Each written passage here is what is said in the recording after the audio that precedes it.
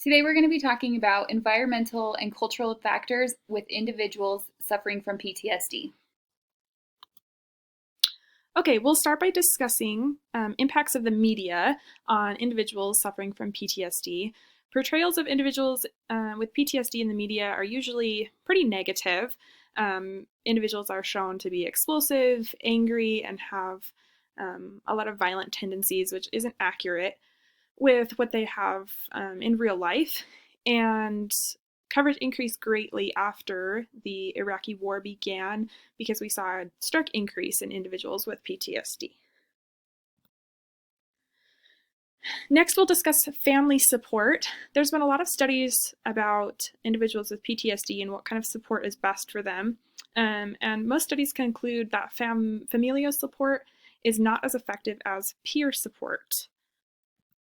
So the role of peers in individuals with PTSD is far more effective for emotional regulation than family support because peers are more likely to be able to relate to the experiences that the individual with PTSD has, being as they are probably in the same age group, demographic, socioeconomic group, those types of things. PTSD doesn't have a strong genetic component, but it's also really difficult to study just by the nature of the disease. You have to have somebody who has PTSD, and it's unethical to expose somebody to trauma to see if they develop PTSD. So genetic components are really hard to study, and so the cyclical nature that would be found in families with other types of mental illness is really difficult to determine with PTSD. But there has been some evidence showing that individuals may engage in more risky behaviors, and that can be a trigger for traumatic events, but those risky behaviors may have genetic components.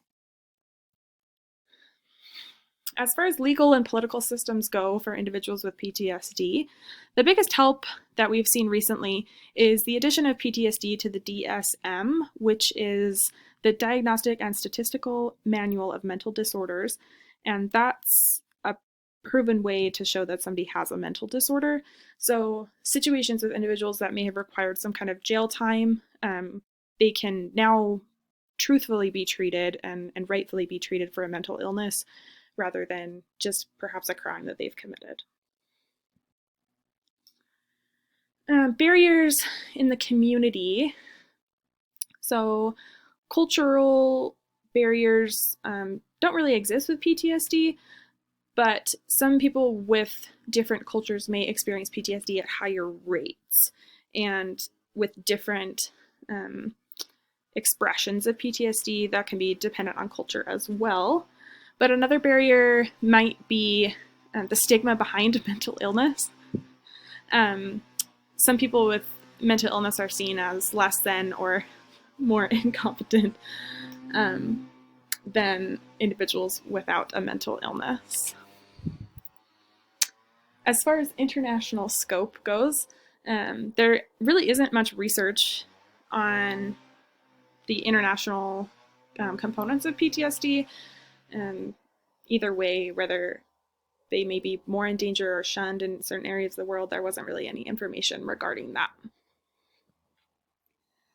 As far as PTSD with socioeconomic status, military members and their families are more at risk to developing PTSD. The military members, obviously, because they're out fighting and they see things that we're not accustomed to seeing, things that are very uncomfortable to see and be a part of.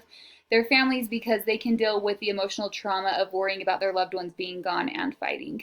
So military members, those who are actually fighting, they might suffer from more PTSD, but it can also trigger PTSD symptoms in the families who are left behind. Individuals who have or are living with domestic violence, they are very, very at risk for dealing with PTSD.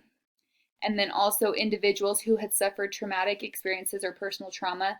This can be the unexpected death of a loved one, the unexpected news of a terminal illness, things like that. Anything that can cause a trauma to a person can cause these thoughts and feelings in PTSD. As far as race and ethnicity goes, there is a lifetime prevalence statistic, and it shows that PTSD is the most common in African Americans. It also showed that Hispanic and white people were in that middle category for obtaining PTSD, and Asians were in the lowest bracket for the lifetime prevalence of PTSD. There wasn't a ton of information as to why it was broken down that way, but it did give a couple statistics with those different brackets, and it said that white people have a higher percentage of having trauma or learning about the trauma of a loved one, as well as learning about the unexpected death of a loved one. Those are the factors that cause the most PTSD for white Americans.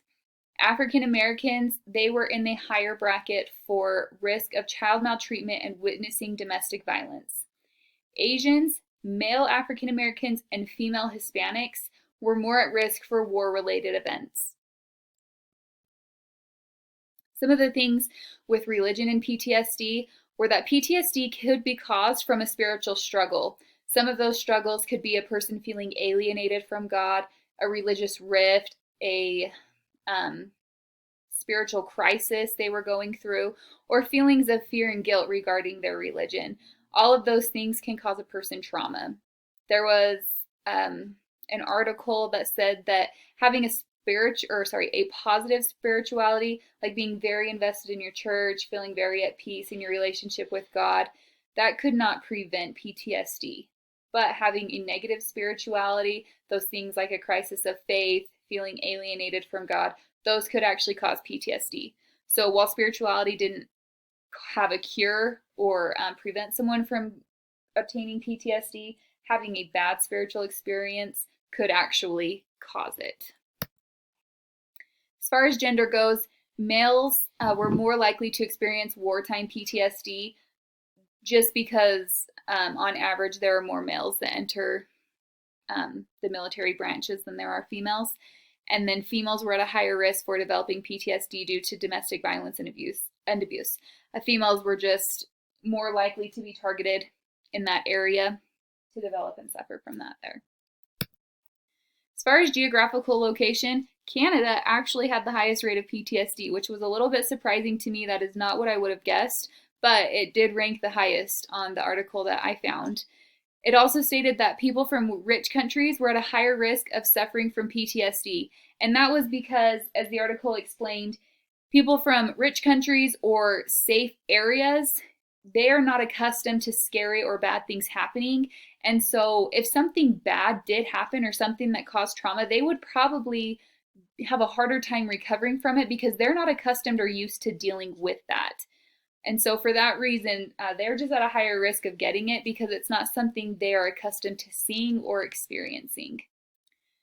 Telehealth would give a lot of people more access to counseling just because they wouldn't have to go in for an appointment. They would be able to just access that, from their computers or phones. But one of the things that would have to be watched out for is that PTSD can be passed from the client to trauma workers. And we see this a lot as nurses. Actually, we talk about it a lot. It would show up as compassion fatigue or burnout. That's something that's been experienced a lot even right now with COVID, as nurses have been taking on more shifts at the hospital and just dealing with, all of the side effects of COVID. We're seeing this burnout. The same can happen with therapists who work strictly with those with PTSD. They might begin to take on that PTSD from their client, and so they can show burnout and fatigue from that as well. Some of the biases, one of the implicit one would be things like racism. There are times when people don't realize that they are being racist. There's also things like workplace discrimination. We hear a lot about that.